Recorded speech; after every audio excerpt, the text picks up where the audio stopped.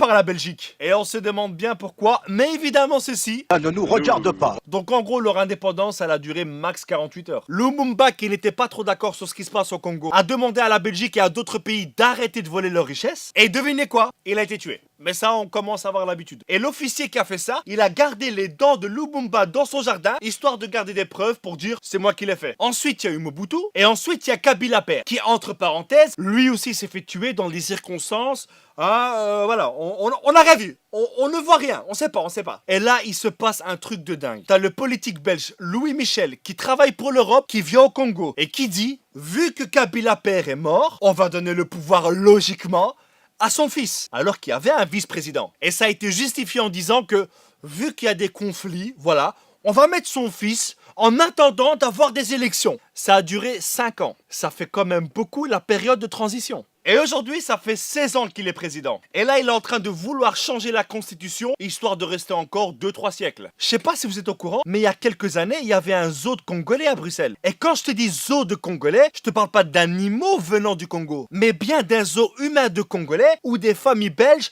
venaient toucher les petits cheveux crépus des petites filles congolaises. Ah, comme c'est mignon! Aujourd'hui, un élément qui fout bien la merde au Congo, c'est le coltan. C'est juste un élément indispensable dans nos smartphones. Ça empêche à notre smartphone de trop chauffer et ça lui empêche d'effacer toutes nos données lorsqu'il s'éteint. Tu comprends maintenant à quel point ce truc est super important. Et pourquoi c'est aussi grave? Eh bien tout simplement parce que ce sont des femmes enceintes, des enfants, des hommes qui sont payés 2 € par jour pour extraire ce précieux minerai. Et il y a des millions de personnes qui meurent à cause de ça. Et tous les fabricants de smartphones, d'ordinateurs, de tablettes utilisent le coltan congolais. Et ce coltan qui pourrait faire vivre tout le Congo est sorti illégalement vers le Rwanda qui le réenterre pour qu'ils puissent dire on est les premiers producteurs de coltan au monde.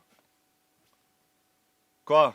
Tu commences à sentir comment elle pue cette histoire? On se demande bien à qui ça doit profiter tout ça. Aujourd'hui, ce magnifique pays qu'est la République démocratique du Congo est gouverné par des États, par des entreprises qui pensent que ce pays est un portefeuille. Et actuellement, il y a un génocide qui a déjà fait plus de 6 millions de morts, perpétué par des rebelles financés par des multinationales pour pouvoir piller le sol congolais. On est tous liés indirectement au Congo par nos smartphones. C'est vrai que cette vidéo ne va rien changer. Et là, il y a plein de personnes qui vont dire mais pourquoi est-ce que tu l'as fait alors? Bah parce que seulement le fait de savoir ce qui se passe là-bas, c'est déjà un pas qu'on fait. Et un petit pas en avant dans ce monde, aussi petit soit-il, c'est quand même le signe qu'on avance. Donc les amis, je vous invite à partager un maximum cette vidéo. Il faut que les gens soient au courant de ce qui se passe là-bas. Que les gens sachent ce qui se passe au Congo aujourd'hui, et d'ailleurs depuis des décennies, et sous l'indifférence générale. Merci à tous, et que Dieu bénisse la